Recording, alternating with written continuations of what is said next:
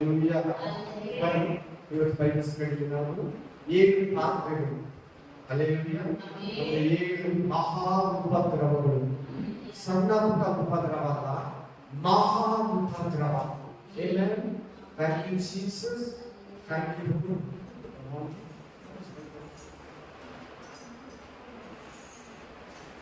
ನಿಮ್ಮ ಬೈಬಲ್ ಏನಪ್ಪ?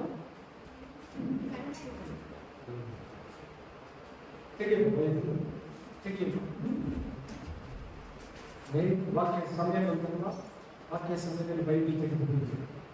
Thank you Jesus, thank you Lord. Yes, ಒಂದು ವಾಕ್ಯದಲ್ಲಿ 4 ವಾಕ್ಯ ಕಂಟಿನ್ಯೂ ಓದಿಸ್ತೀನಿ. 4 ವಾಕ್ಯ ಕೂಡ ಮಹಾ ಉಪದ್ರವವನ್ನು ಬೋಧಿಸುತ್ತದೆ. ಮುಂಚೆನೇ ಹೇಳಿದೆ. ಎಸ್, ಓದ್ಬಿಟ್ಟು ನಾವು ಮುಂದೆ ಹೋಗೋಣ. ಏನು 7 ಪಾತ್ರಗಳ ಬಗ್ಗೆ ಪ್ರಕಟಣೆ ಗ್ರಂಥ ಅಲ್ದಿರ ಎಲ್ಲೆಲ್ಲ ಹೇಳಲ್ಪಟ್ಟಿದೆ. ಎಸ್, ಹಳೆ ಒಡಂಬಡಿಕೆಯಲ್ಲಿ ಹೇಳಿದೆ, ಹೊಸ ಒಡಂಬಡಿಕೆಯಲ್ಲಿ, ಮತ್ತಾಯ ಗ್ರಂಥದಲ್ಲಿ ಹೇಳಿದೆ, ರೂಪ ಗ್ರಂಥದಲ್ಲಿ ಹೇಳಿದೆ, ಮಾರ್ಕ ಗ್ರಂಥದಲ್ಲಿ ಹೇಳಿದೆ. ಆ ಸಭೆ ಎಲ್ಲಿಗೆ ಮುಂಚೆ ಬರೆಯಲ್ಪಟ್ಟಿರೋ 7 ಸಭೆಗಳಿವೆ. ಎಫೆಸ ಸಭೆ, ಸ್ಮುರ್ನ ಸಭೆ, ಫಿಲಡೆಲ್ಫಿಯ ಸಭೆ. ಈ ಸಭೆಗೂ ಕೂಡ ಆತರವಾದ ದೇವರ ಆತ್ಮ ಏನಾದ್ರೂ 7 ವರ್ಷ ಉಪದ್ರವ ಕಾಲದಲ್ಲಿ ಆಗಂತ 7 ಪಾತ್ರಗಳನ್ನು ಕುರಿತು 7 ದೇವರ ಉಗ್ರತೆಯನ್ನು ಕುರಿತು ಮುಂಚೆನೇ ಹೇಳಲ್ಪಟ್ಟಿದೆಯಾ? ಆ ವಾಕ್ಯಗಳನ್ನು ಪರೀಕ್ಷೆ ನೋಡಿ ನಾವು 7 ಉಪದ್ರವಗಳನ್ನು ಕುರಿತು ಧ್ಯಾನಿಸೋಣ. ಪ್ರತಿಯೊಂದು ಪ್ರಾರ್ಥನಾ ಪೂರ್ವವಾಗಿ ಕೇಳಿ. ಒಂದೊಂದು ವಾಕ್ಯದಿಂದ ಏನಂದ್ರೆ, ನೀನು ಆ ಉಪದ್ರವದಲ್ಲಿ ಸೇರಬಾರ್ದು. ಏನ್ ಮಾಡಬಾರ್ದು? ಆ ಉಪದ್ರವದಲ್ಲಿ ನೀನು ಎದುರು ನೋಡ್ತಾ ಇರೋದು ಸೆಕೆಂಡ್ ಕಮಿಂಗ್ಸ್ ಅಲ್ಲ, ರಹಸ್ಯ ಬರೋಣ. ಏನೇನು ರಹಸ್ಯವಾಗಿ ನಿನಗಾಗಿ ಯೇಸು ಕ್ರಿಸ್ತನು ಬರ್ತಾನೆ. ಓಪನ್ ಆಗಿ ಹಲ್ಲೆಲೂಯಾ ಎಲ್ಲರ ಕಾರಣವಾಗಿ ಯೇಸು ಸ್ವಾಮಿ ಬರೋದು ಈ ಲೋಕಕ್ಕೆ ನ್ಯಾಯ ತೀರಿಸೋದಕ್ಕೆ. ರಹಸ್ಯವಾಗಿ ಏನಕ್ಕೆ ಬರ್ತಾರಂದ್ರೆ, ನಿನ್ನನ್ನ ಮೊದಲ ರೀತಿಯಾದ ನಿನ್ನನ್ನ ತಗೊಂಡು ಹೋಗೋದಿಕ್ಕೆ. ಹಲ್ಲೆಲೂಯಾ. ನೀನು ಆ ಉಪದ್ರವ ಕಾಲದಲ್ಲಿ ಸೇರಬಾರದು. ನೀನು ದೇವ ಚಿತ್ತ ಮುಂದೆ ನೀನು ಹೊಸದಾಗಿ ಹುಟ್ಟಿದಾಗಿಂದ ಕ್ರಿಸ್ತ ಬರೋ ತನಕ ಉಪದ್ರವದಲ್ಲೇ ನೀನು ಸಾಗಿರ್ತೀಯ. ನಿನ್ ಮನೆಯಿಂದ ಹಿಡಿದು ಎಲ್ಲಾ ಕಡೆ ಕೆಲಸ, ಮನೆ, ಎತ್ತೋದ್ರ ಹತ್ರ, ಹೊರ ಹುಟ್ಟಿದವರ ಹತ್ರ, ಸಮಯ ಬೋಧಕರ ಹತ್ರ, ವಿಶ್ವಾಸಿಗಳ ಹತ್ರ, ಅನ್ಯ ಜನಗಳ ಹತ್ರ, ಪಿಶಾಚಿನ ಹತ್ರ ಉಪದ್ರವದಲ್ಲೇ ಸಾಗಿರ್ತೀಯ. ನಿನಗೆ ಆ ಮಹಾ ಉಪದ್ರವ ಇಲ್ಲ. 7 ವರ್ಷ ಉಪದ್ರವ ಇಲ್ಲ. ಅವ್ರು ನೋಡೋಣ. ಮುಂಚೆ ಹೇಳಲ್ಪಟ್ಟಿದೆ, ಅದು ಹೇಳಿ ಆಮೇಲೆ ನಾವು ಮುಂದೆ ಹೋಗೋಣ. ಮಾರ್ಕ 24-25 ಮಾರ್ಕ ಗ್ರಂಥ, Mark chapter 13:24-25. Come on, fast again. Mark 13:24-25. ಇದಲ್ಲದೆ ಆ ದಿನಗಳಲ್ಲಿ ಆ ಸಂಕಟ ತೀರಿದ ಮೇಲೆ ಆ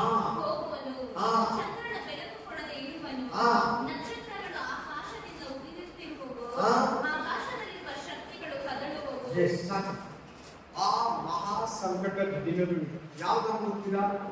ಸಭೆ ಎತ್ತಲ್ಪಟ್ಟು 7 ವರ್ಷ ಉಪದ್ರವ ಕಾಲ ಆದ್ಮೇಲೆ 2ರಲ್ಲಿ ಮಾತಾಡ್ತಾ ಇದ್ದಾರೆ. ಎಂತ ದಿನಗಳಲ್ಲಿ ಅದು ಮಹಾ ಸಂಕಟ. ಮನುಷ್ಯನಿಗೆ ಹೇಗಿರ್ತದೆ ಇಲ್ಲಿ ಭೂಮಿಯಲ್ಲಿ ಇರೋರಿಗೆ? ಮಹಾ ಸಂಕಟ. ಹೇಳಿ, ಮಹಾ ಸಂಕಟ ದಿನಗಳು ತೀರಿದ ಮೇಲೆ ಅಂದ್ರೆ ಈ ಭೂಮಿಯನ್ನ 7 ವರ್ಷ ಶತ್ರುವಾದ ಸೈತಾನ ಮಗ ಕ್ರಿಸ್ತು ವಿರೋಧಿ ಆಳ್ವಿಕೆ ಮಾಡ. ಅದರಲ್ಲಿ ಏನಂತ ಯೇಸು ಕ್ರಿಸ್ತನು ಸಭೆಯಾಗಿ ನಿಮಗೆ ನನಗೆ ಹೇಳ್ತಾ ಇದ್ದಾರೆ ಅಂದ್ರೆ ಮಹಾ ಸಂಕಟ. ಹೇಳಿ ಯಾರು? ಎಸ್, ವಾಕ್ಯದಲ್ಲಿ ನಡೆದಿಲ್ಲಂದ್ರೆ ಆ ಮಹಾ ಸಂಕಟದಲ್ಲಿ ಮಾಡ್ಕೊಳ್ತೀವಿ. ವಾಕ್ಯದಲ್ಲಿ ಬೆಳೆದಿಲ್ಲಂದ್ರೆ, ನಡೆದಿಲ್ಲಂದ್ರೆ, ವಾಕ್ಯವನ್ನ ಸುಮ್ಮನೆ ಕೇಳಿ ಬಿಟ್ಬಿಟ್ಟೆ, ಆ ವಾಕ್ಯ ಯಾವುದು ನಿನ್ನ ಹತ್ರ ಇಲ್ಲ ಒಂದೆರಡಿದೆ, ತುಂಬಾ ಕೇರ್ಲೆಸ್ ಮಾಡುತ್ತೆ ಅಂದ್ರೆ ಮಹಾ ಸಂಕಟ ನಿನ್ನ ಮೇಲೆ ಬರ್ತೈತೆ. ಹಲ್ಲೆಲೂಯಾ. ಇನ್ನೂ ಒಂದು ಮಾತು ಹೇಳ್ಬೇಕಂದ್ರೆ, ನೆಕ್ಸ್ಟ್ ವಾಕ್ಯದಲ್ಲಿ ಬರ್ತೇನೆ, ದೇವರ ಕೋಪ. ಏನೇನು? ದೇವರ ಉಗ್ರತೆ ನಮ್ಮ ಮೇಲೆ ಬರ್ತೈತೆ. ಎಷ್ಟು ಒಂದು ವಾಕ್ಯ ಓದೋಣ. ಉಪದ್ರವ ಕಾಲದ ಬಗ್ಗೆ ಇನ್ನೇನಾದ್ರೂ ಯೇಸು ಕ್ರಿಸ್ತನ ಸಭೆಗೆ, ಯಾರಿಗೆ? ಸಭೆಗೆ. ಅದು ಆಕ್ಚುಲಿ ನಿಜ ಹೇಳ್ಬೇಕಂದ್ರೆ 7 ವರ್ಷ ಉಪದ್ರವ ಕಾಲ ಯಾರು ಗೊತ್ತಾ? ಇಸ್ರಾಯೇಲರಿಗೆ. ಯಾರಿಗೆ? ಅನ್ಯ ಜನಗಳ ಕಡೆಯಿಂದ ದೇವರ ಮಕ್ಕಳಾಗಿರೋ ನಮಗಲ್ಲ, ಅನ್ಯ ಜನಗಳಿಂದ ದೇವರು ಮಕ್ಕಳು, ದೇವರ ಮಕ್ಕಳು. ಅವನಿಗೆ ಸೈತಾನ ಮಕ್ಕಳಲ್ಲ, ಅವರ ಪ್ರಥಮ ಫಲ. ಯಾರು ಈ ಭೂಮಿಯಲ್ಲಿ ಚಂಚಲ ಫಸ್ಟ್ ಆರಿಸ್ತೀವಿ ನಾವೇ ನಮ್ಮನ್ನ. ಹಲ್ಲೆಲೂಯಾ. ನಾವು ದೇವ್ರ ಮಕ್ಕಳೇ, ನಾವು ದೇವ್ರ ಮಕ್ಕಳೇ. ದೇವ್ರು ಹೇಳ್ತಾ ಇದ್ದಾರೆ ಹಲ್ಲೆಲೂಯಾ. ಆ 7 ವರ್ಷ ಉಪದ್ರವ ಕಾಲ ಯಾರಿಗಂದ್ರೆ ಇಸ್ರಾಯೇಲರು. ಯಾಕಂದ್ರೆ ಬಂದಂತ ಯೇಸುವನ್ನ ಅವರು ತಳ್ಳಿ ಬಿಟ್ಬಿಟ್ಟು ಒಪ್ಕೊಳ್ಳಿಲ್ಲ. ಏನ್ ಮಾಡಿದ್ರು ಅವರು? ತಳ್ಳಿ ಬಿಟ್ಬಿಟ್ಟು ಒಪ್ಕೊಳ್ಳಿಲ್ಲ. ಇದು ನಮ್ಮ ಯೂತನಲ್ಲ, ಇವನು ಕಾರ್ಪೆಂಟರು, ಯೇಸುವ ಮಗ, ಮರಿಯನ ಮಗ, ಯಾಕೋಬನ ಅಣ್ಣ. ಈ ತರ ನೋಡಿದ್ರೆ ಗೊತ್ತು ಮೆಸ್ಸಿಯ ಅಂತ ಸ್ವೀಕಾರ ಮಾಡ್ಕೊಳ್ಳಿಲ್ಲ. ದೇವ್ರ ಮಗ ಅಂತ, ದೇವ ಕುಮಾರ್ ಅಂತ ಆಮೇಲೆ ಅವರು ಒಪ್ಕೊಳ್ಳಿಲ್ಲ. ಏನ್ ಮಾಡಿಲ್ಲ ಅವರು? ಅದರಿಂದ ಅವರು ಆ 7 ವರ್ಷ ಕಾಲದಲ್ಲಿ ಮಾತುಕೊಳ್ತಾರೆ. ಓದಿ Luke chapter 21, 35 to 36.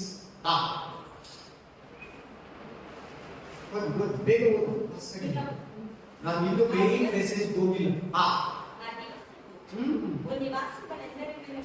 ವಾವ್, ನೋಡಿ ನೋಡಿ ಹೆಂಗಿದೆ.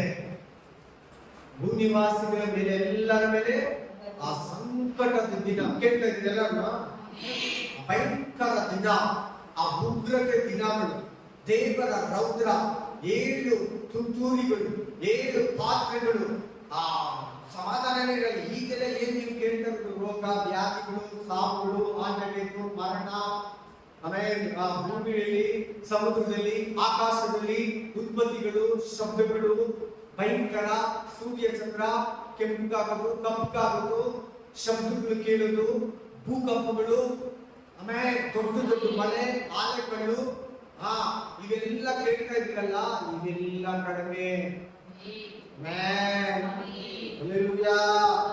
7 ವರ್ಷ ಉಪದ್ರವ ಕಾಲದಲ್ಲಿ ವಿಪರೀತವಾಗಿರ್ತದೆ, ಹೇಳಕ್ಕಾಗುವುದೇ ಇಲ್ಲ. ಆ ದಿನ ಏನಂತ ಇದ್ದಾರೆ? ಆ ದಿನಗಳಲ್ಲಿ ಆ ಭೂನಿವಾಸಿಗಳೆಲ್ಲರನ್ನ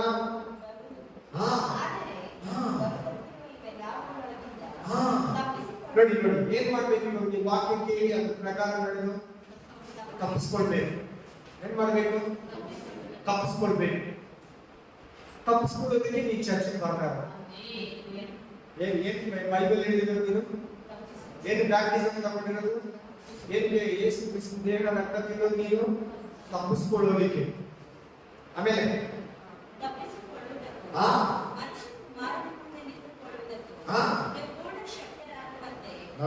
ಮಹಾ ಸಂಕಟದ ದಿನಗಳು ಅಂತ ಹೇಳ್ಬೇಕ. ಅಲ್ಲಿ ಫಸ್ಟ್ನೇ ವಾಕ್ಯದಲ್ಲಿ ಅದು ಕೂಡ ಪದ ಕೇಳಿದ್ರೆ ಭಯಂಕರವಾಗಿದೆ. 3ನೇ ವಾಕ್ಯ ಓದಿ, ಪ್ರಕಟಣೆ 2:22, ರೆವಲ್ಯೂಷನ್ ಚಾಪ್ಟರ್ 2:22, ಪ್ರಕಟಣೆ 2:22, ರೆವಲ್ಯೂಷನ್ ಚಾಪ್ಟರ್ 2:22. ಓದಿ ನೀವು ಅವಳ ಹಾಸಿಗೆ ಮೇಲೆ ಬಿದ್ದುಕೊಂಡಿರುವಂತೆ ಮಾಡಬೇಕು.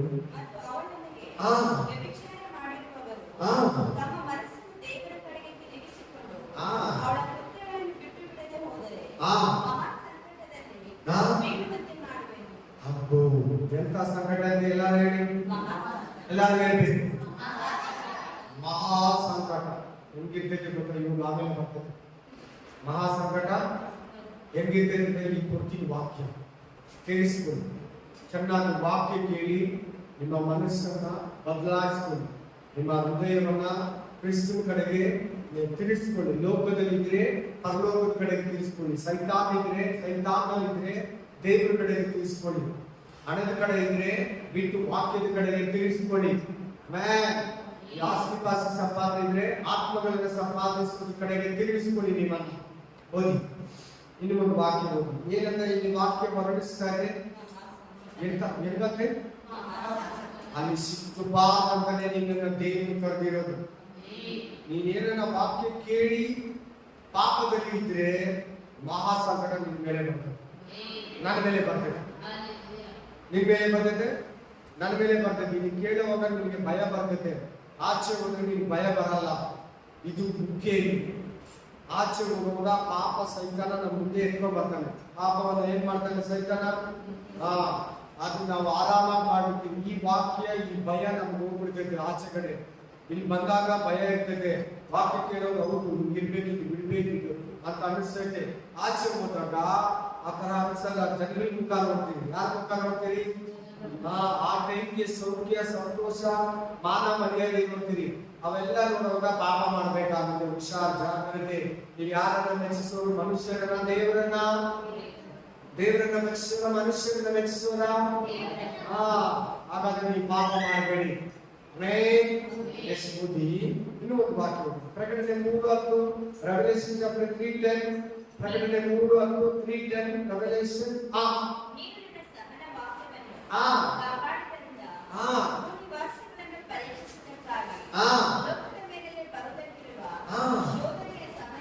ಇಲ್ಲಿ ಬೇರೆ ಪದ, ಲೋಕದ ಮೇಲೆ ಬರೋದಕ್ಕಿರುವ ನಿನ್ನನ್ನು ತಪ್ಪಿಸಿ ಕಾಪಾಡ್ತೀನಿ. ಹಾಗಾದ್ರೆ ನೀವು ಇಲ್ಲಿ ಇರ್ತೀಯಾ ಇರಲ್ಲ? ಬೇಗ ಪಟ್ಟಂತ ಮಾತಾಡ್ಬೇಕೆಲ್ಲ.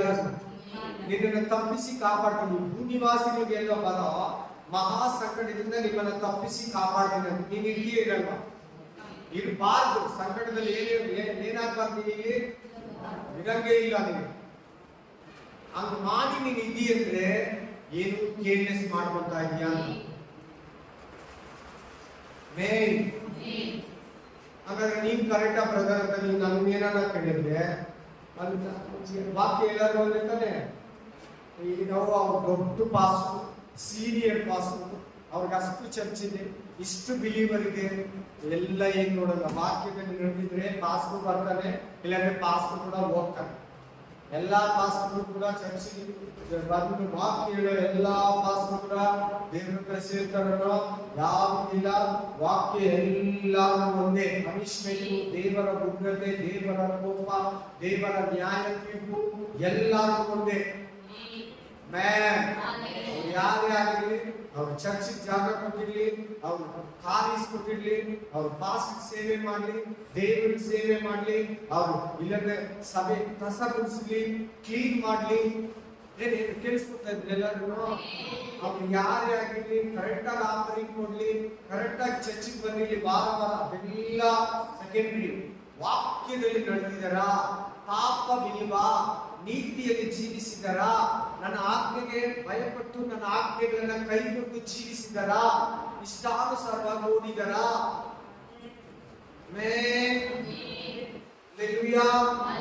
ನಾಲ್ಕು ವಾಕ್ಯಗಳು ಕೂಡ ಏನನ್ನು ನಮಗೆ ಎಚ್ಚರಿಸ್ತಾ ಇದೆ ಅಂದ್ರೆ, ಸಭೆಯಾಗಿರೋ ನಮಗೆ, ದೇವರ ಹೆಂಡತಿಯಾಗಿರೋ ನಮಗೆ, ಮೊದಲಿಂಗನೆಂಬ ಯೇಸು ಕ್ರಿಸ್ತನಿಗೆ ಮೊದಲ ಗಿತ್ತಿಯಾಗಿರೋ ನಮಗೆ, ಈ ಲೋಕಕ್ಕೆ ಒಂದು ನ್ಯಾಯತೀರ್ಪು ಬರ್ತದೆ, ಮಹಾ ನ್ಯಾಯತೀರ್ಪು ಬರ್ತದೆ, ಉಪದ್ರವ ಬರ್ತದೆ.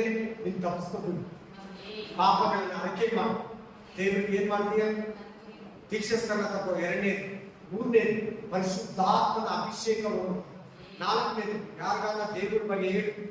Hallelujah, hallelujah. ಪ್ರತಿ ಕರ್ತನ ಭೋಜನದಲ್ಲಿ ಪಾಲ್ಗೊಂಡು ಸಾಕ್ಷಿ ಉಪ್ಪಾಗಿ, ಬೆಳಕಾಗಿ, ದೀಪವಾಗಿ, ದೇವರ ರಾಜ್ಯಕ್ಕಾಗಿ, ನೀತಿಗಾಗಿ ದುಡಿ. ನಿನಗೆ ದೇವರ ರಾಜ್ಯಕ್ಕೆ ನಿನ್ನ ಹತ್ರ. ನಿನ್ ನ್ಯಾಯ ತೀರ್ಪೆ ನಿನ್ ಮೇಲೆ ಬರಲ್ಲ. ಈಗ ನೆಕ್ಸ್ಟ್ ಹೇಳು, ಯಾವ ಉಪದ್ರವ, ದೇವರ ಕೋಪ, ಉಗ್ರತೆ ನಿನಗೆ ಬರಲ್ಲ. ಈಗ ಆರಾಮ ಹೋರಾಟ ನಾವು. ಈಗ ನಾನು ಮುಂದೆ ಹೇಳೋ ಮೆಸೇಜ್ ಅಲ್ಲಿ, ಪರಿಶುದ್ಧಾತ್ಮ ನೀವು ಕೊಡೋ ಈ ಮೆಸೇಜ್ ಅಲ್ಲಿ ಆ ನಡೆಯಂತ ಈ ಭೂಮಿ ಮೇಲೆ ಆ ಭಯಂಕರ ದಿನಗಳಲ್ಲಿ ಕಿಟಕಿಯಲ್ಲಿ ನೋಡ್ಬೇಕಾಗುತ್ತೆ. ಕಿಟಕಿ ತೆಗೆಯಲು ಕೂಡ ಭಯ ಆಗುತ್ತೆ. ಏನೇನೇನು ಕಿಟಕಿ ತೆಗೆಯ ಕೂಡ ಭಯ. ತೆಗೆದು ನೋಡಿ ಆ ಭಯಂಕರ ದೇವರ ಉಗ್ರತೆ 7 ಪಾತ್ರಗಳನ್ನ ಕುರಿತು ಮಾತಾಡ್ತಾರೆ.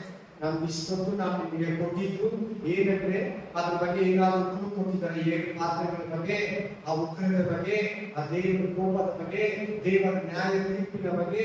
ನಿಜವಾಗ್ಲೂ ಯಾರ್ಯಾರು ಯೇಸು ಸ್ವಾಮಿ ನಮ್ಮೆಲ್ಲ ಹೋಗ್ತಾರೆ ನರಕಕ್ಕೆ? ಯಾರ್ಯಾರು ಯೇಸು ಸ್ವಾಮಿಯನ್ನ ನಂಬಿಲ್ವೋ ಖಂಡಿತವಾಗ್ಲೂ ನೀವು ನನ್ನ ಮಾತು ಹೆಂಗನ ತಗೊಂಡು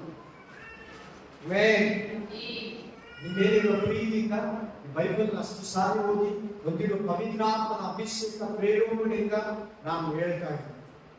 ಸತ್ಯ ತಿಳ್ಕೊಂಡಿದ್ದೀನಿ, ಸತ್ಯ ನನ್ನನ್ನು ಬಿಡಿಸಿದೆ. ನೀವು ಆ ಸತ್ಯವನ್ನು ತಿಳ್ಕೊಂಡ್ರೆ ನಿಮ್ಮನ್ನು ಕೂಡ ಬಿಡಿಸ್ತೇನೆ. Hallelujah, praise the Lord, praise the Lord. Thank you Jesus. ಓದಿ.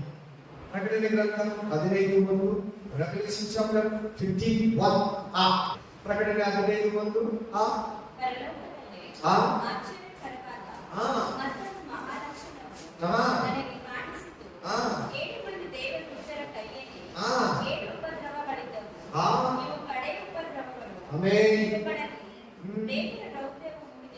ಕಡೆ ಈ ಭೂಮಿ ದೇವರ ರೌದ್ರ, ದೇವರ ಉಗ್ರತೆ, ದೇವರ ಕೋಪ. ಪ್ರಕಟಣೆ ಗ್ರಂಥದಲ್ಲಿ, ಯೆಶಾಯ ಗ್ರಂಥದಲ್ಲಿ, ಕೀರ್ತನೆಗಳ ಗ್ರಂಥದಲ್ಲಿ, ಕೀರ್ತನೆಗಳ 2ನೇ ಅಧ್ಯಾಯದಲ್ಲಿ, ಚಕಾರ್ಯ ಗ್ರಂಥದಲ್ಲಿ ದೇವರ ಉಗ್ರತೆ ಬಗ್ಗೆ, ದೇವರ ಕೋಪದ ಬಗ್ಗೆ ಅತಿಶಯವಾಗಿ ಹೆಚ್ಚಾಗಿ ಬರೆದಿದ್ದಾರೆ ದೇವರು. ಪ್ರಕಟಣೆ ಗ್ರಂಥದಲ್ಲಿ, ಆದಿಕಾಂಡದಲ್ಲಿ ಕೂಡ ಇದೆ ದೇವರ ಉಗ್ರತೆ, ದೇವರ ಕೋಪ, ದೇವರ ಕೋಪ. 7 ಪಾತ್ರೆಗಳು, 7 ಉಪದ್ರವಗಳು, 7 ಉಪದ್ರವಗಳು. ಈ ಭೂಮಿ ಸೈತಾನಿಗೆ ಕೊಡ್ತಾನೆ ದೇವರು. ಯಾರಿಗೆ? ದೇವರ ಹತ್ರ ಕೇಳಿನಲ್ಲ, ಈ ಲೋಕ ಎಲ್ಲ ನನಗೆ ಕೊಡಲ್ಪಟ್ಟಿದೆ, ನನಗೆ ಅಡ್ಡ ಬೀಳು, ನೀನು ಕೊಡ್ತೀನಿ. ಆಮೇಲೆ ಆದ್ರೆ ಯೇಸು ಕ್ರಿಸ್ತನು ಈ ಭೂಮಿಯನ್ನ ಜಯಿಸಿ ಆ ಭೂಮಿಯನ್ನ ಕಂಟ್ರೋಲ್ಗೆ ತಿರುಗ ನಮ್ಮ ಕೈಗೆ ಕೊಟ್ಟಾನ. ಆದಮ ಬಂದಿದ್ದ, ಆದಮ ಮಾರ್ಬಿಟ್ಟ. ಆದಮ ಹತ್ರ ಇರೋ ಕೀಯನ್ನ ಕಿತ್ಕೊಂಡು ಸಭೆಯಾಗಿರೋ ನಮ್ಮ ಕೈ ಕೊಟ್ಟಿದ್ದಾನೆ. ಅವನು ಈ ಭೂಮಿಯನ್ನ ಆಳ್ಬೇಕಂತ ಅವನಿಗೆ ಆಸೆ. ಯಾರಿಗೆ? ಸೈತಾನಿಗೆ. ಆ ಆಸೆ ಯಾವಾಗ ಸಿಗ್ತೈತಂದ್ರೆ, ಸಭೆ ಎತ್ತಲ್ಪಟ್ಟ ಮೇಲೆ 7 ವರ್ಷ ಉಪದ್ರವ ಕಾಲದಲ್ಲಿ ಅವನಿಗೆ ಈ ಭೂಮಿಯನ್ನ ಕೊಡ್ತಾನೆ. ಯಾರ ಕೈ ಕೊಡ್ತಾನೆ? ಸೈತಾನ ಮಗನ ಕೈಗೆ. ಯಾರ ಕೈಗೆ? ಸೈತಾನ ಮಗನ ಕೈ ಕೊಡ್ತಾನೆ. ಸೈತಾನ ಹೆಂಗಾಗ್ತಾನೆ ಗೊತ್ತಲ್ವಾ? ಸೈತಾನಿಗೆ ಸ್ವಲ್ಪನೂ ಕನಿಕರ, ಅಯ್ಯೋ ಹೆಂಗಸು, ಮುದುಕಿ, ಮಗು, ಪಾಪ ರೋಗಿ, ಇಂಥ ಕನಿಕರ ಅವನ ಹತ್ರ ಇಲ್ಲ. ಕರುಣೆ, ಕನಿಕರ ಒಂದು ಚೂರು ಸೈತಾನಿಗಿಲ್ಲ. ಈ ಭೂಮಿಯನ್ನ ಭಯಂಕರವಾದ ಜನಗಳನ್ನ ಪೀಡಿಸ್ತಾನೆ. ಆ ಟೈಮಲ್ಲಿ ಚರ್ಚ್ ಇರಲ್ಲ, ಆ ಟೈಮಲ್ಲಿ ಬೈಬಲ್ ಇರಲ್ಲ, ಆ ಟೈಮಲ್ಲಿ ಬ್ಯಾಪ್ಟಿಸಮ್ ಇರಲ್ಲ, ಆ ಟೈಮಲ್ಲಿ ಒಳ್ಳೆ ಪಾಸ್ಟರ್ ಇರಲ್ಲ, ಆ ಟೈಮಲ್ಲಿ ಭೂಮಿ ಮೇಲೆ ಪರಿಶುದ್ಧಾತ್ಮ ಇರಲ್ಲ. ಮನೆಯಲ್ಲಿ ಕೂಡ ಬೈಬಲ್ ಓದೋಕೆ ಬಿಡಲ್ಲ. ಬಂದ್ರೆ ಬಂದು ಹಿಡ್ಕೊಂಡು ಹೋಗ್ತಾರೆ ಪೊಲೀಸರು. ಕ್ರಿಸ್ತು ವಿರೋಧಿ ಆತ್ಮ ಬಂದು ಹಿಡ್ಕೊಂಡು ಹೋಗ್ತೈತೆ ನಮ್ಮನ್ನ. ಅದಕ್ಕೆಲ್ಲ ಹೋಗ್ಬಾರ್ದು. ನೀನು ನಂಬಿಡು. 7 ವರ್ಷ, ಎಷ್ಟು ವರ್ಷ? 7 ವರ್ಷ ಉಪದ್ರವ ಕಾಲ, 7 ವರ್ಷ ಮಹಾ ಉಪದ್ರವ ಕಾಲ. 3.5 ವರ್ಷ ಉಪದ್ರವ ಕಾಲ, 3.5 ವರ್ಷ ಮಹಾ ಉಪದ್ರವ ಕಾಲ. ಆ ಮಹಾ ಉಪದ್ರವ ಕಾಲವನ್ನ ಕುರಿತು ಇವಾಗ ಮಾತಾಡ್ತಾ ಇದ್ದೇನೆ. 3.5 ವರ್ಷ ಈ ಭೂಮಿ ಹೆಂಗಿರ್ತೈತೆ, 3.5 ವರ್ಷ ಮಹಾ ಉಪದ್ರವ ಹೆಂಗಿರ್ತೈತೆ ಓದಿ. ಅಲ್ಲಿ ಅಲ್ಲಿ ಸಿಕ್ತು 7 ಪಾತ್ರೆಗಳು, 7 ರೌದ್ರಗಳು. ದೇವರ ರೌದ್ರ ಬೆಳೆಸಿದೆ. ಏನಿದೆ ಅಲ್ಲಿ? ಈಗ ದೇವರು ಹೆಂಗಿದ್ದಾರೆ ಗೊತ್ತಾ? ಎಲ್ಲರ ಹತ್ರ ಸಾಫ್ಟ್ ಆಗಿ, ಪ್ರೀತಿಯಿಂದ, ಕನಿಕರದಿಂದ, ಮಗನೇ ಮಗಳೇ ನಂಬು, ಸುವಾರ್ತೆಯನ್ನು ನಂಬು, ಬೈಬಲನ್ನು ನಂಬು, ನನ್ನನ್ನ ಯೇಸುವನ್ನ ನಂಬು, ರಕ್ಷಣೆ ಬಂದು ಪಾಪಗಳನ್ನ ಹೇಳ್ಕೋ, ನಿನಗೆ ರಕ್ಷಣೆ ಸಿಗ್ತದೆ. ಬ್ಯಾಪ್ಟಿಸಮ್ ಅನ್ನ ತಗೋ, ನಿನಗೆ ರಕ್ಷಣೆ ಸಿಗ್ತದೆ ಅಂದ್ರೆ ಈಗ ಸಾಫ್ಟ್ ಆಗಿ ಹೇಳ್ತಾ ಇದ್ದಾರೆ. ಆ ದಿನ ಇಲ್ಲಿ ಹೇಳ್ತಾರ ದಿನದಲ್ಲಿ ಯೇಸು ಸ್ವಾಮಿ ಮಧ್ಯಾಕಾಶದಲ್ಲಿರ್ತಾನೆ, ಸಭೆಯೊಂದಿಗಿರ್ತಾನೆ. ಈ ಲೋಕದಲ್ಲಿ ಯಾವ ದೇವರನ್ನು ಕೂಡ ಆರಾಧಿಸೋದಕ್ಕೆ ಬಿಡಲ್ಲ. ಸೈತಾನ ಮಗನೇ ದೇವರು, ಸೈತಾನ ಮಗನೇ ಹೊಸ ದೇವರು. ಏನ್ ದೇವರು? ತಂದೆ ತಾಯಿಯನ್ನು ಪೂಜಿಸಿರುವ ದೇವರನ್ನು ಆರಾಧಿಸಬೇಕಾಗುತ್ತೆ ಈ ಲೋಕದ ಜನ. ಓದಿ ಪ್ರಕಟಣೆ ಗ್ರಂಥ 15:5-8, ರೆವಲ್ಯೂಷನ್ ಚಾಪ್ಟರ್ 15:5-8. ಆಮೆನ್.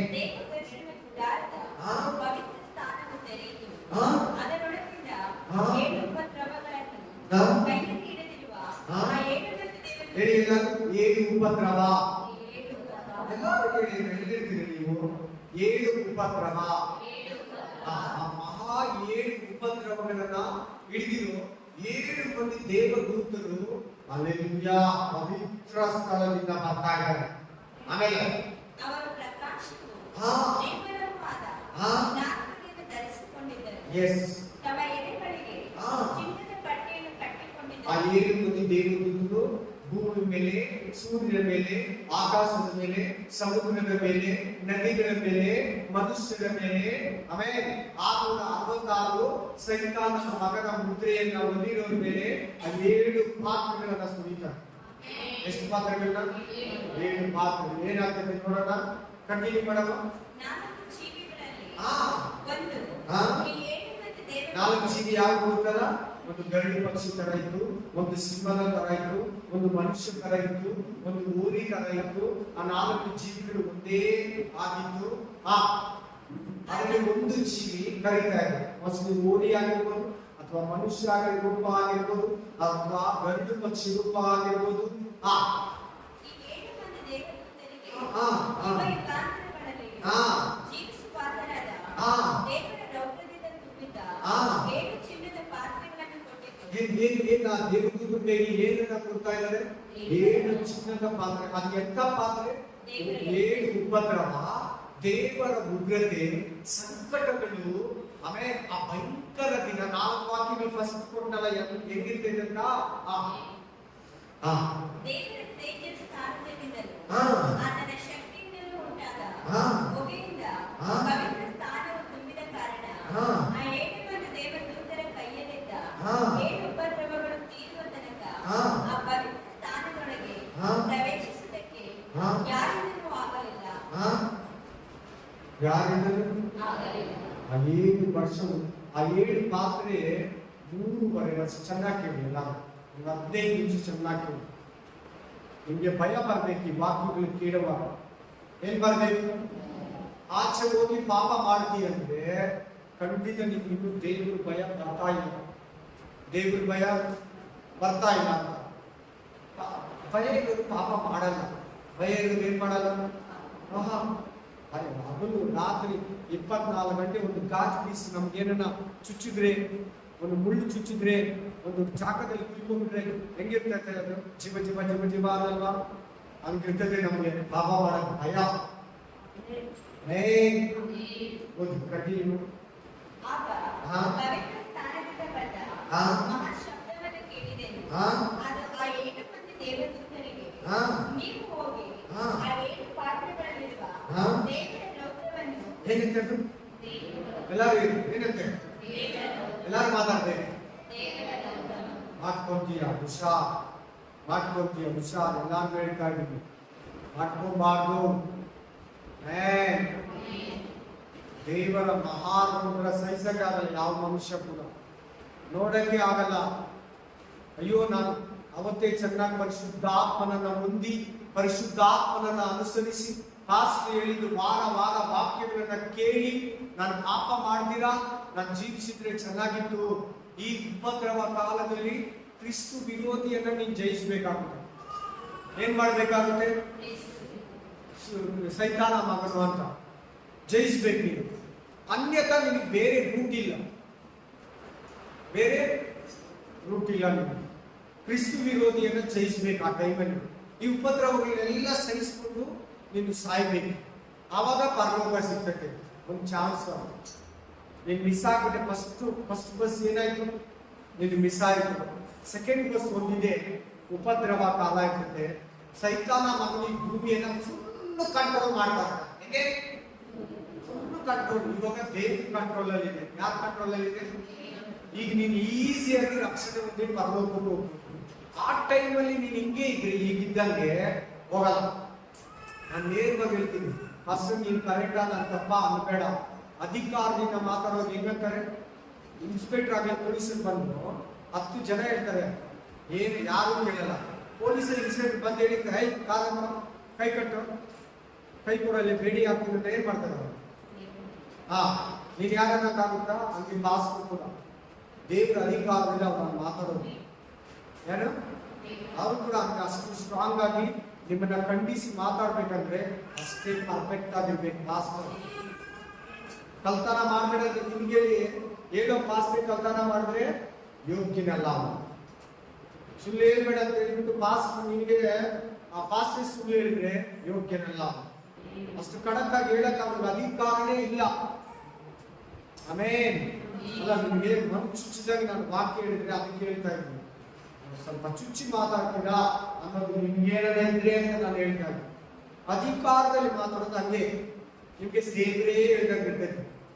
ನೀವು ಹಂಗ್ ತಕೊಂಡ್ರೆ ಇದು, ಇಲ್ಲಾಂದ್ರೆ ಈ ಬ್ರದರ್ ಹೇಳ್ತಾರೆ, ಈ ಫಾಸ್ಟರ್ ಹೇಳ್ತಾರೆ, ಈ ಸಾರ್ ಹೇಳ್ತಾರೆ, ಈ ಗಂಡ ಹೇಳ್ತಾನೆ, ಈ ಹೆಂಡತಿ ಹೇಳ್ತಾನೆ, ಈ ಮಾಸ್ಟರ್ ಮಗ ಹೇಳ್ತಾನೆ, ಈ ಬ್ರದರ್ ಹೇಳ್ತಾರೆ ಅಂದ್ರೆ ಹೋಯ್ತು, ಇಲ್ಲೇನು ಸಿಗಲ್ಲ ಈ ಮಾತನ್ನು.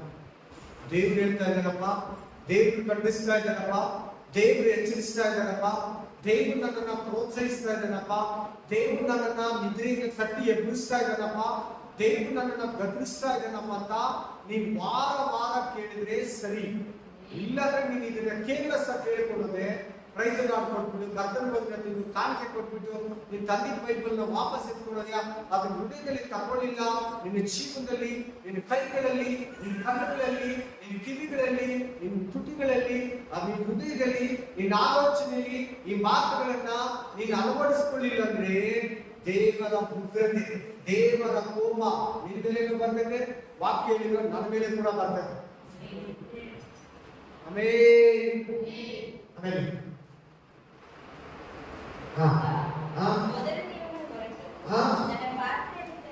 ವಾವ್ 8:1 ಸಾರಿ 16:1-21 ಫಾಸ್ಟ್ ಹೆಂಗೆ ಕೇಳಿಸ್ಕೊಳ್ಳಿ. ಇವಾಗ ಚೆನ್ನಾಗಿ ಕೇಳಬೇಕು. ಇವಾಗ ಹೆಂಗ್ ಕೇಳಬೇಕು? ಚೆನ್ನಾಗಿ ಕೇಳಬೇಕು. ಓದಿ ಪ್ರಕಟಣೆ ಗ್ರಂಥ 16:1-21, ರೆವಲ್ಯೂಷನ್ ಚಾಪ್ಟರ್ 6:1-21.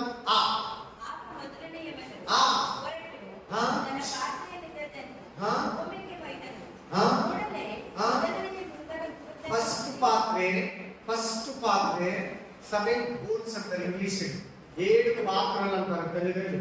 ಆಮೇಲೆ ಒಂದನೇ ಪಾತ್ರೆಯನ್ನ, ಒಂದನೇ ಗೋಲನ್ನ, ಒಂದನೇ ಉಪದ್ರವವನ್ನ, ಒಂದನೇ ಉದ್ಯೋಗತೆಯನ್ನ ಎಲ್ಲಿಗ ರೊಟೇಟ್ ಮಾಡಿದ್ರ ಚೆನ್ನಾಗಿ ಕೇಳ್ಬೇಕಂತ ಹೇಳ್ತಾ ಇದ್ದೀನಿ ನಾನು. ಎಲ್ಲಾರು ಎಲ್ಲ ಬಿಟ್ಬಿಟ್ಟು ಕೇಳ್ಬೇಕು. ನೀವು ಅಷ್ಟೇ ಎಲ್ಲಾರು ಅಷ್ಟೇ. ಇಲ್ಲಿ ಮಗು ಆಟ ಅಕ್ಕ ಪಕ್ಕ ನೋಡ್ತಾ ಇದ್ರೆ ಎಲ್ಲೂ ಭೂಮಿ ಮೇಲೆ ಯಾರು ಇರ್ತಾರೆ? ಮನುಷ್ಯರು ಇರ್ತಾರೆ. ಯಾರ ಮೇಲೆ ಹೋಗಿದ್ದು? ಭೂಮಿ ಮೇಲೆ. ಏನಾಯ್ತು ನೋಡಿ ಭೂಮಿ. ಆ ಕಾಲದಲ್ಲಿ ಏನಿರ್ತದೆ? ಮನುಷ್ಯನ ನದಿಯಲ್ಲಿ ಕೈಯಲ್ಲಿ ನಿಲ್ಬೇಕಲ್ಲ, ಮನುಷ್ಯನ ನದಿಯಲ್ಲಿ ಕೈಯಲ್ಲಿ ಬಲಗೈಯಲ್ಲಿ ಏನಿರ್ತದೆ? 666 ಮುದ್ರೆ ಇರ್ತದೆ. ಈಗಿಲ್ಲ, ಈಗ ಸಭೆ ಇಲ್ಲೇ ಇದೆ, ಈಗಿಲ್ಲ. ಆ 7 ವರ್ಷ ಉಪದ್ರವ ಕಾಲದಲ್ಲಿ ಆ ಸೀಲನ್ನ ಹಾಕ್ಸ್ಕೊಂಬಾರ್ದು.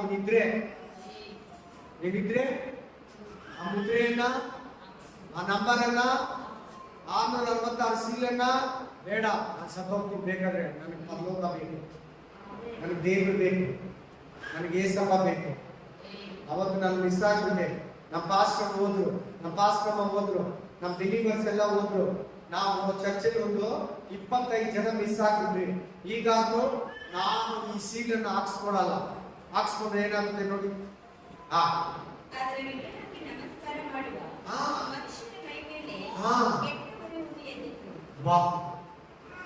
ಎಂತ ಒಂದು 5 ತಿಂಗಳಿರ್ತೈತಿ. ಓದೆ ಪೂರ್ತಿಯಾಗಿ ಸಾಕು.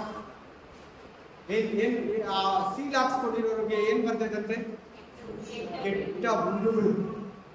ಬೇಕಾಗಿದ್ದು ನೇರವಾಗಿ ಹೇಳ್ತಾ ಇದ್ದಾರೆ ದೇವ್ರ. ಈ ಗುಂಪುಗಳು ನಿನ್ ಮೇಲೆ ಬರ್ಬೇಕಾ? ಆಮೇಲೆ ಆ ಸೀಲ್ ಹಾಕ್ಸ್ಕೊಂಡ್ರೆ, ಆ ಮುದ್ರೆ ಹಾಕ್ಸ್ಕೊಂಡು ನೀವು ಇಲ್ಲೇ ಇದ್ರೆ ಆ ಕುರುಹುಗಳು ಹೆಂಗಿರ್ತದೆ ಗೊತ್ತಾ? ಹೇಳಕ್ಕಾಗಲ್ಲ. ನಮ್ಗೇನ ಗುಳ್ಳೆ ಬಂದು ನೆವೆ ಆಗಿ ಎಷ್ಟು ನೆವೆ ಆಗ್ತಾ ಇರ್ತದೆ. ಆಮೇಲೆ ಏನೋ ಸ್ಕಿನ್ ಅಲರ್ಜಿ ಆಗ್ಬಿಟ್ಟು ಈಗೆಲ್ಲ ಜಾಸ್ತಿ ಅನ್ಭವಿಸ್ತಾ ಇದ್ರೆ ಒಂಥರ ನೆವೆ ಆಗ್ಬಿಟ್ಟಿದೆ, ಇರಕ್ಕೆ ಆಗಲ್ಲ. ಆಮೇಲೆ ಅಲ್ಲೆಲ್ಲೂಯಾ. ಈ ತುರುಕುಗಳೇನ ಬಂದ್ರೆ ನಿಮ್ಗೆ ಸ್ವಲ್ಪ ಹೊತ್ತು ಕೂಡ ನೆಮ್ಮದಿ ಇರಲ್ಲ. ಇದರಿಂದ ನನಗೆ ಬಂದ್ರೆ ಮಾಡ್ಕೋಬೇಡ ದೇವ್ರ ಕೋಪಕ್ಕೆ, ಮಾಡ್ಕೋಬೇಡ ಸೈತಾನ ಮಗನ ಕೈಗೆ. ವಿಷ ಕಂಟಿನ್ಯೂ ಮಾಡ.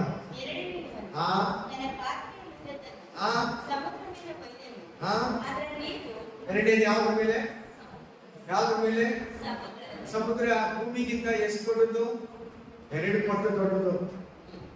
ಎಷ್ಟು ದೊಡ್ಡದು? ಮೂರು ಭಾಗ ಭೂಮಿ, 66 ಭಾಗ ಸಮುದ್ರ. ಗೊತ್ತಾಯ್ತಾ? ಭೂಮಿಗಿಂತ ಡಬಲ್ ಸಮುದ್ರ. ಸಮುದ್ರದ ಮೇಲೆ ಎರಡನೇ ಪಾತ್ರೆಯನ್ನ ಮುಯ್ತಾ ಇದ್ದಾರೆ. ಎರಡನೇ ಪಾತ್ರೆಯಲ್ಲಿರೋ ದೇವರ ಉಗ್ರತೆಯನ್ನ. ಏನಾಯ್ತು ನೋಡಿ ಸಮುದ್ರ. ಆಮೇಲೆ ಮೊದಲನೇ ಪಾತ್ರೆ ಯಾರ ಮೇಲೆ ಉಳಿದು? ಭೂಮಿ ಮೇಲೆ ಇರೋ ಮನುಷ್ಯರು. ಏನ್ ಬಂತು? ಉರಿ ಬಿಟ್ಟುಗಳು ಮಗ ಮಗ ಮಗ ಮಗ ತಿರ್ತೈತೆ. ನಿದ್ರೆನೇ ಬರಲ್ಲ, ಊಟ ತಿನ್ನಕ್ಕಾಗಲ್ಲ. ಅಯ್ಯೋ ಏನಿದು, ಯಾಕೆ ಈ ತರ? ಅಯ್ಯೋ ನಾವು ಯೇಸುವನ್ನ ನಂಬಿದ್ರೆ ಚೆನ್ನಾಗಿತ್ತು, ಆ ಸಭೆ ಎತ್ತಲ್ಪಟ್ಟಾಗ ನಾನು ಹೋಗ್ಬಿಟ್ಟಿದ್ರೆ ಚೆನ್ನಾಗಿತ್ತು, ನಾನು ಬ್ಯಾಪ್ಟಿಸಮ್ ತಕೊಳ್ಳಿಲ್ಲ, ನನ್ನ ಪಾಪಗಳನ್ನ ಅರಿಕೆ ಮಾಡಿಲ್ಲ, ನನ್ನ ಪಾಸ್ಟ್ ಮಾತು ಕೇಳಿ ಕೇಳಿ ದೇವರ ವಾಕ್ಯನ ಪಾಪದಲ್ಲಿ ಜೀವಿಸಿದೆ. ಎರಡನೇ ಮುದ್ರೆ ಸಮುದ್ರದ ಮೇಲೆ ಕೂತಾಗನೆ ದೇವದೂತನು ಚಿನ್ನದ ಪಾತ್ರೆ. ಏನ್ ಪಾತ್ರೆ ಅದು? ಆ ಪಾತ್ರೆಯಲ್ಲಿ ಏನಿದೆ? ದೇವರ ಉಗ್ರತೆ. ನೀವೊಂದು ಚೆನ್ನಾಗಿ ತಿಳ್ಕೊಳ್ಳಿ, ಈ ಭೂಮಿ, ಸರ್ವ ಸೃಷ್ಟಿ, ಆಕಾಶ, ಸಮುದ್ರ, ಎಲ್ಲಾ ಗ್ರಹಗಳು ದೇವರ ಕಂಟ್ರೋಲ್ ಅಲ್ಲಿದೆ, ದೇವರ ಅಧೀನದಲ್ಲಿದೆ. ಕೇಳ್ತಾ ಇದೆಯಪ್ಪ? ಐಸಾಕ್ ಕೇಳ್ತಾ ಇದೆಯಾ? ಆಮೇಲಿಲ್ಲ, ಆಮೇಲಿಲ್ಲ. ಆಮೇಲೆ ಹಲ್ಲೆಲೂಯಾ. ಹಾ ಹಾ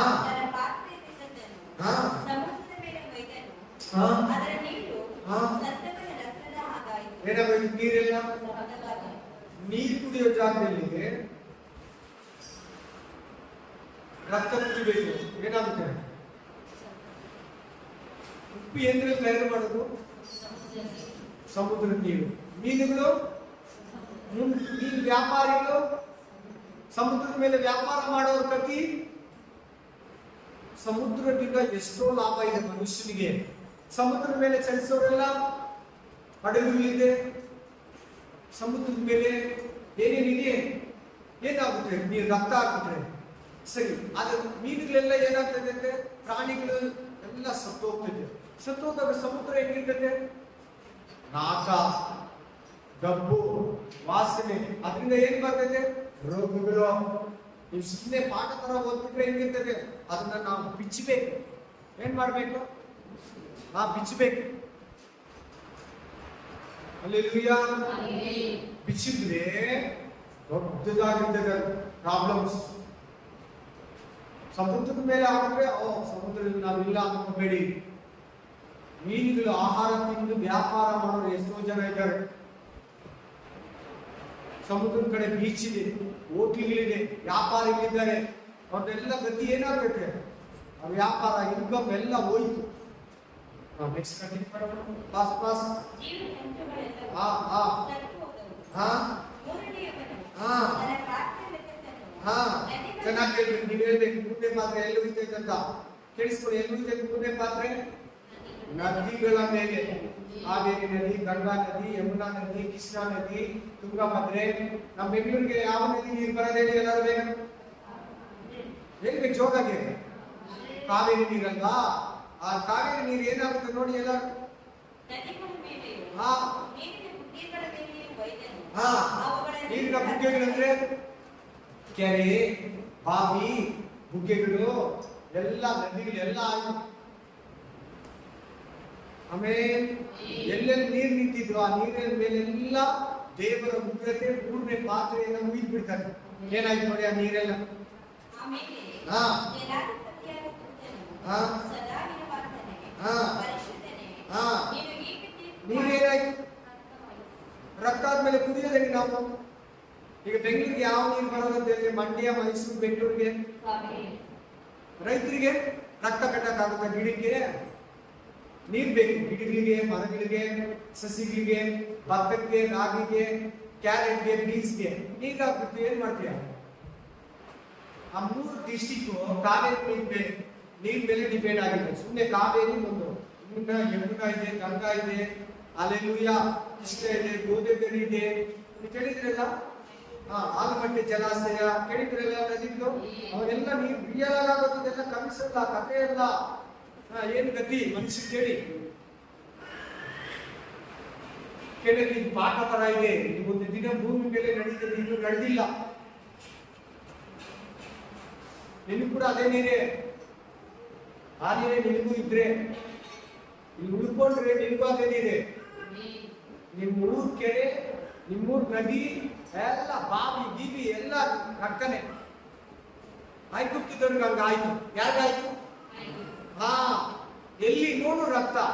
ಬಾವಿಗೆ ಹೋಗು, ಕೆರೆಗೆ ಹೋಗು, ನೈಲ್ ನದಿಗೆ ಹೋಗು, ರಕ್ತ. ಅರವರೆಗೂ ರಕ್ತನೆ. ಅವ್ರ ಮನೆಯಲ್ಲಿ ಮಡಕಿಲಿರೋ, ಪಾತ್ರೆಗಳಲ್ಲಿರೋ, ಜಗ್ಗಲ್ಲಿರೋ, ಮಗ್ಗಲ್ಲಿರೋ ಎಲ್ಲಾನು ರಕ್ತನೆ. ಹೆಂಗಿರ್ತೈತೆ? ಬರೀ ರಕ್ತ ನೋಡ್ಬಿಟ್ರೆ ಮನುಷ್ಯನಿಗೆ ಹೆಂಗಾಗ್ತೈತೆ? ಆ ಕಾಲದಲ್ಲಿ ಬದುಕಿರೋ ಮನುಷ್ಯರು ಹೆಂಗಿರ್ತಾರೆ ಅದಕ್ಕೆ ಮಾಡ್ಕೋಬೇಡ.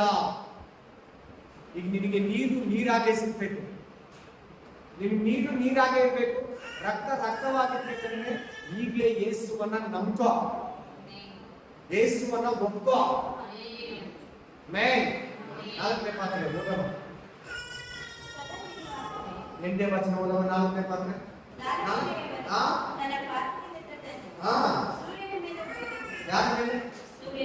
ಯಾರ ಮೇಲೆ? ಸೂರ್ಯ ಏನಾಗ್ತದೆ ಗೊತ್ತಾ? ಹೋಗಿದ್ರೆ ಏನಾಗ ನೋಡಿ.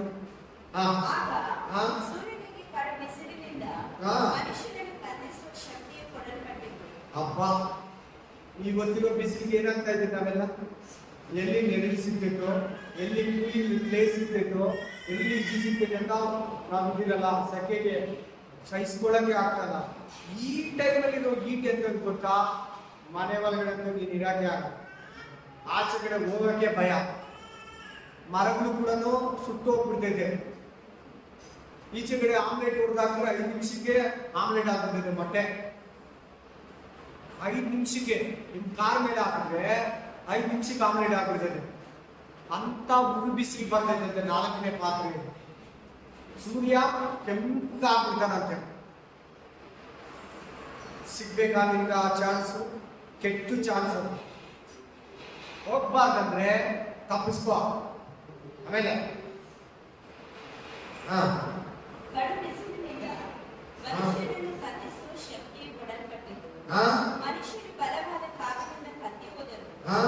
ಆ ಉಪದ್ರವಗಳ ಮೇಲೆ ಅಧಿಕಾರಗಳ ದೇವರ ನಾಮವನ್ನ ದೂಷಿಸಿತು. ದೇವ್ರ ಯಾಕೆ ಹಿಂಗ್ ಮಾಡ್ತಾ ಇದ್ದಾನೆ? ದೇವ್ರ ಯಾಕೆ ಈ ತರ ಶಿಕ್ಷಿಸ್ತಾ ಇದ್ದಾನೆ? ದೇವ್ರ ಯಾಕೆ ಸಮುದ್ರ ನೀರ್ನ ರಕ್ತ ಮಾಡ್ದ, ಮೀನುಗಳೆಲ್ಲ ಸಾಯಿಸಾಕಿದ? ದೇವ್ರ ಯಾಕೆ ಭೂಮಿ ಮೇಲೆ ಹಾಕಿ ಈ ಗುರುಗಳೆಲ್ಲ ಕೊಟ್ಟ? ದೇವ್ರ ಯಾಕೆ ಈ ನದಿಗಳ ಮೇಲೆ ಹಾಕಿ ನದಿ ನೀರಿನೆಲ್ಲ ನಮ್ಗೆ ಇಲ್ದಿರ ಮಾಡ್ದ, ಕುಡಿಯಕ್ಕಿಲ್ದಿರ? ಈಗ ನೋಡಿದ್ರೆ ಸೂರ್ಯ ಕೆಂಪು ಮಾಡಿದ್ದಾನೆ, ದೇವ್ರನ್ನ ಬೈಕೊಂತಾರಂತ. ದೇವ್ರು ಇವಾಗ ನಮ್ಗೆಲ್ಲ ಚೆನ್ನಾಗಿ ಇದ್ದಾನೆ ತಾನೆ? ಯಾರ ಟೈಮನ್ನ ನಾವು ಎಕ್ಸ್ಪೆಕ್ಟ್ ಮಾಡಿರೋದು ಸುವಾರ್ತೆ ನಾವು ಪಾಪದಲ್ಲಿದ್ದೀರಿ, ಸಿಕ್ಕಾಕೊಂಡಿದ್ದೀರಿ. ತಿರ್ಗಾ ದೇವ್ರನ್ನ ಬೈಕೊಂಡ್ರೆ ಅದಕ್ಕೆ ನಿಮ್ಮ ಅಕ್ಕ ಪಕ್ಕ, ನಿಮ್ಮ ಬಂಧು ಬಳಗ, ತಂದೆ ತಾಯಿ, ಗಂಡ ಹೆಂಡತಿ, ಮಕ್ಕಳಿಗೆ ಎಲ್ಲಾರ್ಗು ದೇವ್ರ ಬಗ್ಗೆ ಹೇಳ್ಬಿಡಿ. ಎಲ್ಲ ಸಿಕ್ಬಾರ್ದಂದ್ರೆ ಅವರು ಇಲ್ಲಿ ಹೋಗ್ಬಾರ್ದಂದ್ರೆ ಅವರು ಕೂಡ ನಿಮ್ ತರ ತಪ್ಪಿಸ್ಕೊಂಡು ಬಂದ್ಬಿಡ್ಲಿ. ಈ ಲೋಕಕ್ಕೊಂದು ನ್ಯಾಯ ತೀರ್ಪಿದೆ, ಈ ಲೋಕಕ್ಕೊಂದು ಉಪದ್ರವ ಇದೆ. ಅದ್ರ ಬಗ್ಗೆ ದೇವರು ಮಾತಾಡ್ತಾ ಇದ್ದಾನೆ. ಈಗ ಇದ್ದಂಗೆ ಇರೋದಿಲ್ಲ. ಪ್ಲೀಸ್ ಈಗ ವಾಸ್ತವ 6ನೇ ಉಪದ್ರವ. 5ನೇ ಸಾರಿ 10ನೇ ವಚನ.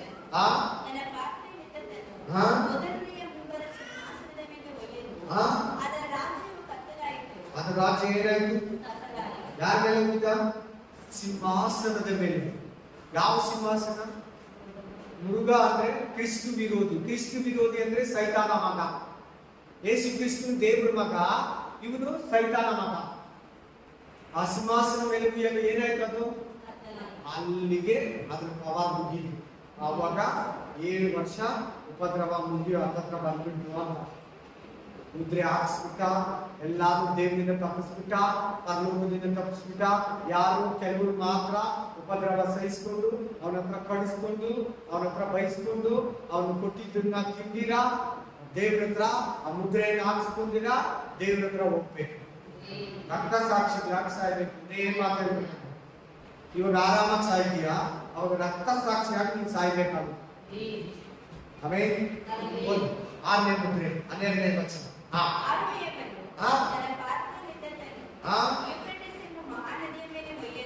ಉಳಿದ್ರೆ ಏನಾಯ್ತು? ಆ ನದಿ ಬಣಗೋಯ್ತು. ಆ ನದಿ ಏನಾಯ್ತು? ಅವಾಗ ಪೂರ್ವ ಕಡೆಯ ರಾಜರುಗಳು ಆ ಯುದ್ಧಕ್ಕೆ ಬರ್ತಾರೆ. ಆ ಟೈಮಲ್ಲೆಲ್ಲ ಫ್ಲೈಟ್ ಎಲ್ಲ ಓಡಾಡಲ್ಲ, ಟ್ರೈನ್ ಎಲ್ಲ ಓಡಾಡಲ್ಲ. ಕೊರೋನಾ ಟೈಮಲ್ಲಿ ಹೋರಾಟ, ಕೊರೋನಾ ಟೈಮಲ್ಲಿ ಟ್ರೈನ್ಗಳು, ಬಸ್ಸುಗಳು, ಫ್ಲೈಟ್ಗಳು, ವಿಮಾನಗಳು ಎಲ್ಲ ಕ್ಲೋಸ್. ಆ ತರ ರೋಗಗಳು ಇರ್ತೈತೆ, ಅದಕ್ಕೆ ಬರಲ್ಲ. ಯುದ್ಧಕ್ಕೆ ಹೋಗ್ಬೇಕಂದ್ರೆ ಕೂಡ ಮಿಲಿಟರಿಲೂ ಅಷ್ಟೇ, ನಡ್ಕೊಂಡು ಹೋಗ್ಬೇಕು, ಕುದುರೆಗಳ ಮೇಲೆ ಹೋಗ್ಬೇಕು. ಆಮೇಲೆ ಯುಕ್ರೇನಿಸ್ ನದಿ ಮಾಡ್ಬೋದ್ರೆ ಎಷ್ಟೋ ದೇಶಗಳಿಗೆ ದುರ್ಬೋದು.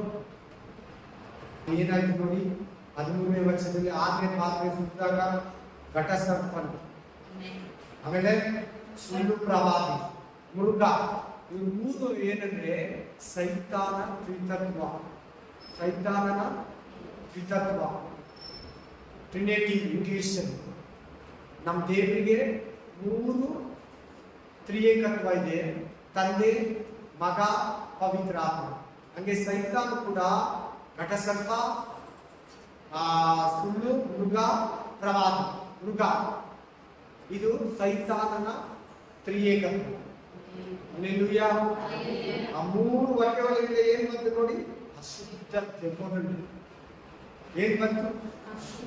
ದೆವ್ವಗಳು ಬಂದು ಈ ಭೂಲೋಕದ ಮಿನಿಸ್ಟ್ರಿಗಳನ್ನ, ಯುದ್ಧ ವೀರರನ್ನ, ಬಿಸ್ನೆಸ್ ಮ್ಯಾನ್ಗಳನ್ನ, ಮಿಲಿಟರಿಗಳನ್ನ ದೇವರಿಗೆ ವಿರುದ್ಧವಾಗಿ ರೇಗಿಸಿದಂತೆ, ಯುದ್ಧಕ್ಕೆ ಸಿದ್ಧಪಡಿಸಿದಂತೆ ಅಶುದ್ಧ ಆತ್ಮಗಳು.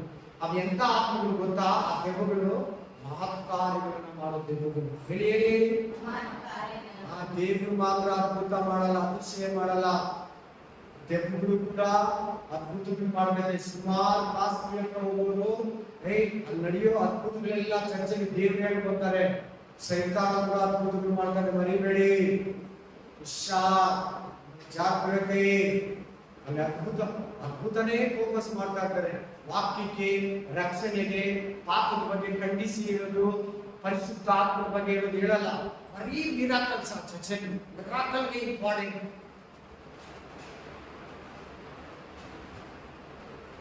ಹಸುಗಳಿಗೆ ಅದ್ಭುತ ಬೇಕು.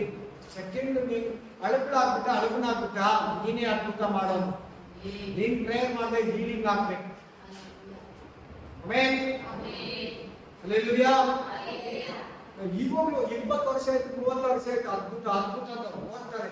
ಫೀಲ್ಡ್ಗೆ, ಅಲ್ಲಿಗೆ, ಇಲ್ಲಿಗೆ, ದೊಡ್ಡ ಚರ್ಚ್ಗೆ, ದೊಡ್ಡ ಪಾಸ್ಟರ್ಗೆ. ನಮಗೆಲ್ಲ ತುಂಬಾ ಅದ್ಭುತ ಮಾಡಿದ್ದಾರೆ. ನಮ್ಮ ಮನೆಯಲ್ಲೇ ಮಾಡಿದ್ದಾರೆ. ನಮಗೆ ಜಾಸ್ತಿ ಅದ್ಭುತಗಳು ದೇವರು ಸತ್ಯ ಹೇಳ್ತಾ ಇದ್ದಾರೆ. ರಾತ್ರಿಗಳಲ್ಲಿ ಅದ್ಭುತ ಮಾಡಿದ್ದಾರೆ. ನನ್ನ ಚರ್ಚೆಯಲ್ಲಿ ಅದ್ಭುತಕ್ಕಿಂತ ನನ್ನ ಮನೆಯಲ್ಲೇ ಜಾಸ್ತಿ ಅದ್ಭುತ ಮಾಡಿದ್ದೀನಿ. ನಾನು ಸತ್ಯ ಹೇಳ್ತಾರೆ. ನೀವು ಅದೇ ವಿಶ್ವಾಸದಲ್ಲಿ ಶೋಧನೆಗಳು ಬಂದಾಗ, ರೋಗಗಳು ಬಂದಾಗ, ಸೈತಾನ ಹೋರಾಟ ಬಂದಾಗ ಪ್ರೇಯರ್ ಮಾಡಿ ನೀವು ಕೂತಿರೋ ಮನೆಯಲ್ಲೇ, ರೂಮಲ್ಲೇ, ಹಾಲಲ್ಲೇ, ಅಲ್ಲೇ ಬಂದು ಮಿರಾಕಲ್ಸ್ ಮಾಡ್ತಾನೆ. ಪಾಸ್ ಮೂಲಕ ಮಾತ್ರ ದೇವರ ಅದ್ಭುತ ಮಾಡ್ತಾನೆ ಅನ್ಬೇಡ. ನೋಡಿ, ಮಾತು ಕಾರ್ಯ ಮಾಡುವ ದೆವ್ವಗಳನ್ನು ನೋಡ್ಬೇಡಿ. ಇದೆಯಲ್ವಾ? ತುಂಬಾ ಜನ ನಡೀತಾ ಇದೆ. ದೇವ್ರು ಮಾತ್ರ ಅದ್ಭುತ ಮಾಡಲ್ಲ, ಸೈತಾನ ಕೂಡ ಮಾಡ್ತಾನೆ, ಮರಿಬೇಡ.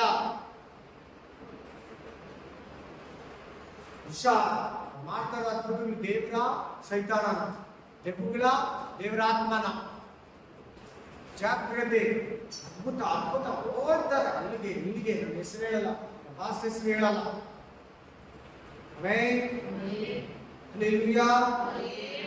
ಅಲ್ಲ, ಚರ್ಚೆಯಲ್ಲಿ ಅದ್ಭುತಗಳು ನಡೆದಿದೆ. ಒಳ್ಳೆ ಪಾಸ್ ಇದ್ದಾರೆ. ದೇವರ ಆತ್ಮನ ಶಕ್ತಿಯಿಂದ ದೆವ್ವಗಳು ಬಿಡಿಸೋರಿದ್ದಾರೆ. ನಾನಂತೂ ದೇವರ ಆತ್ಮನ ಬಲದಿಂದಲೇ ದೆವ್ವಗಳನ್ನ ಬಿಡಿಸ್ತಾ ಇದ್ದೀನಿ. ದೇವರ ರಾಜ್ಯದ ಮಾತ್ರ ಬಂದಲ್ಲ ಅಂತ ಯೇಸು ಕ್ರಿಸ್ತ ಹೇಳಿದ್ರ. ಎಷ್ಟೋ ಪಾಸ್ಗಳಿದ್ದಾರೆ ಇವತ್ತು ಕೂಡ ಭೂಮಿ ಮೇಲೆ, ನಿಜ ಪಾಸ್ಗಳು. ಆಮೇಲೆ ಆತನಿಂದ ಶಕ್ತಿ ಹೊರಟು ಎಲ್ಲರನ್ನ ಸ್ವಸ್ಥಪಡಿಸಿತು. ಆತನಿಂದ ಶಕ್ತಿ ಹೊರಟು ಎಲ್ಲರನ್ನ ಸ್ವಸ್ಥಪಡಿಸಿತು.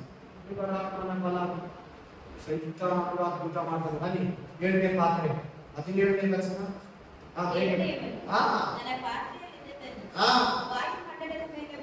ಎಲ್ಲಿ? ಆಕಾಶದ ಮೇಲೆ. ಏನಾಗ್ತೈತಿ? ವಾಯುಮಂಡಲ ಅಂದ್ರೆ ಏನು? ಗಾಳಿ. ಏನಿತ್ತು? ಗಾಳಿ ಏನಾಗುತ್ತೆ? ಕೆಟ್ಟೋಗ್ತೈತೆ. ದುರಾತ್ಮ ಶಕ್ತಿ ಕಾರ್ಯಗಳು, ಅಂಧಕಾರ ಶಕ್ತಿಗಳು ವಾಸಿಸುವ ಸ್ಥಳ. ಕಂಪ್ಲೀಟ್ಲಿ ಏರ್ ನಮ್ಗೆ ಬ್ಲಾಕ್ ಆಗುತ್ತೆ. ಒಳ್ಳೆ ಆಕ್ಸಿಜನ್ ಸಿಗಲ್ಲ ಆ ಟೈಮಲ್ಲಿ. ನೀನೇನು ಇದ್ರೆ ಇದು ಬ್ಯಾಡ್ ಅಂತಾನೆ. ಇವತ್ತು ದೇವ್ರ ನಿನ್ನ ಹತ್ರ ವಾರ ಪ್ರತಿ ಸಂಡೇ ನಿನ್ನ ಹತ್ರ ಇರೋ ಬೈಬಲ್, ನಿನ್ನ ಒಳಗಡೆ ಪರಿಶುದ್ಧಾತ್ಮ ನಿನ್ನನ್ನ ಎಚ್ಚರಿಸಿ ಮಾತಾಡ್ತಾ ಇರೋದು. ಆಮೇಲೆ ದೇವಾಲಯದಲ್ಲಿರುವ ಸಿಂಹಾಸನದ ಕಡೆಯಿಂದ ಮಹಾ ಶಬ್ದವು ಉಂಟಾಗಿ ಆಯಿತು ಎಂದು ಹೇಳಿತು. ಎಲ್ಲ ಮುಗಿಯಿತು. 7 ಪಾತ್ರೆ ಕೂಡ ಆಗೋಯ್ತು. 7 ವರ್ಷ ಉಪದ್ರವ ಕಾಲಕ್ಕೂ ಮುಗಿದೋಯ್ತು. ಇನ್ನ ಸೆಕೆಂಡ್ ಕಮಿಂಗ್ ಸ್ಟಾರ್ಟ್ ಆಗುತ್ತೆ. ಏನೇನು? ಎರಡನೇ ಬರವಣ ಸ್ಟಾರ್ಟ್ ಆಗುತ್ತೆ. ಅಷ್ಟೊಳಗಡೆ ಸಭೆಗಾಗಿ ರಾಷ್ಟ್ರ ಬರವಣ ಆಗೋಗಿರ್ತದೆ. ಆ ಸಭೆ ಎತ್ಕೊಂಡು 7 ವರ್ಷ ಆಗಿರ್ತದೆ. ಆಮೇಲೆ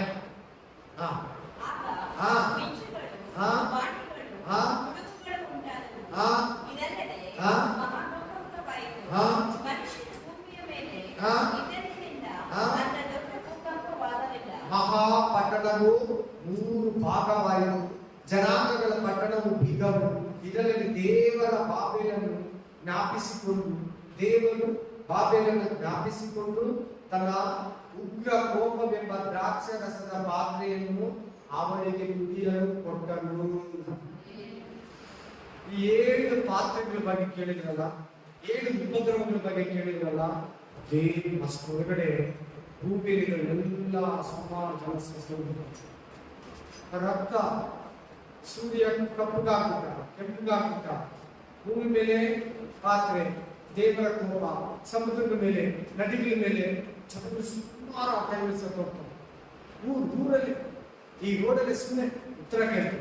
ಈ ರೋಡಲ್ಲೇ ಒಂದು ದಿನಕ್ಕೆ 10 ಜನ, ಒಂದು ದಿನಕ್ಕೆ 10 ಜನ ಈ ರೋಡಲ್ಲಿ ಸುಮ್ಮನೆ ನಿಮ್ಗೆ ಅರ್ಥ ಆಗೋದು. ಈ ರೋಡಲ್ಲಿ ಎಷ್ಟು ಜನ? ಒಂದು ದಿನಕ್ಕೆ 10 ಜನ ಸಾಕು. ಅವಾಗ ಇರ್ತಾರೆ, ಕುತ್ತೋಗಿ ಇರ್ತಾರೆ. ಮುಸ್ಲಿಮ್ಗಳು ಆ ಟೈಮ್ ಹೇಳೋದೇ ಬೇಡ, ಚಿಕ್ಕ ಮಕ್ಕಳ ಬಗ್ಗೆ ಹೇಳೋದೇ ಬೇಡ, ಮುದುಕರ ಬಗ್ಗೆ ಆ ಟೈಮಲ್ಲಿ ಹೇಳೋದೇ ಬೇಡ. ಅದಕ್ಕೆ ಯೇಸುವನ್ನು ನಂಬಿಡಿ. ಆ ಟೈಮಲ್ಲಿ ವಿಪರೀತ ಸಾವು ಇರ್ತದೆ. ತುಂಬಾ ಜನ ಸತ್ತು ಹೋಗ್ತಾರೆ. ಊರುಗಳೇ ಸಾವು, ಡೈಲಿ ಸಾವು. ಇಂಥ ದಿನ ಈ ಊರಲ್ಲಿ ಸಾವಿಲ್ಲ ಅನ್ನೋದಿರಲ್ಲ. ಜೈತಿನ ಸುಮ್ಮನೆ ಅರ್ಥ ಕೇಳ್ತಾರೆ. ಆಗ ಎಲ್ಲ ಊರುಗಳು ತಿಳ್ಕೊಂಡು America, Australia, England, Japan, Asia, Gulf ಎಲ್ಲ ಕಂಟ್ರಿಗಳು, Australia, Malaysia, Singapore, Canada, Iran, Japan, France ಎಲ್ಲ ದೇಶ. ಇದೆಲ್ಲ ಎಲ್ಲ ದೇಶಗಳಿಗೆ ಅಪ್ಲೈ. ತಪ್ಪಿಸ್ಕೋ, ನನ್ನ ಮಾತು ಕೇಳು. ನೀನ್ ಕೇರ್ಲೆಸ್ ಮಾಡಿದ್ರೆ ಓದೆ.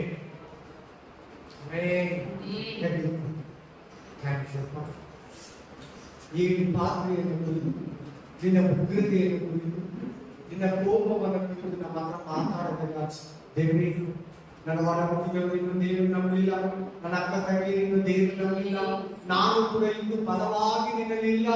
ದೇವರೇ ನನ್ನನ್ನು ಕ್ಷಮಿಸು, ಕರ್ತನೇ ನನ್ನನ್ನು ಕ್ಷಮಿಸು, ಒಡೆಯನೇ ನನ್ನನ್ನು ಮನ್ನಿಸು, ರಾಜನೇ ನನ್ನನ್ನು ಸಂಪೂರ್ಣವಾಗಿ ಸಿದ್ಧಪಡಿಸು. ರಾಜ ಮರಣದಲ್ಲಿ ಎತ್ತಲ್ಪಡಬೇಕು ರಾಜ. ಈ ಉಪದ್ರವ ಕಾಲ, ಈ ಸಂಕಟದ ಕಾಲ, ಮಹಾ ದಿನ, ಆ ಭಯಂಕರ ದಿನ, ಆ ದುರ್ದೈವ ದಿನ, ಸಮಾಧಾನವಿಲ್ಲದ ದಿನ, ಆ ಸಂಕಟಗಳಿರುವ ದಿನ ನಮಗೆ ಬೇಡ ರಾಜ. ನಿನ್ನ ಮುಂದಕ್ಕೆ ನಮ್ಮನ್ನು ನಾವು ಸಹಿಸಕ್ಕಾಗದ ರಾಜ. ನಾವು ಅದಕ್ಕಿಂತ ಮುಂಚೆ ಸಭೆಯೊಂದಿಗೆ ಎಚ್ಚರಪಡಬೇಕು ರಾಜ.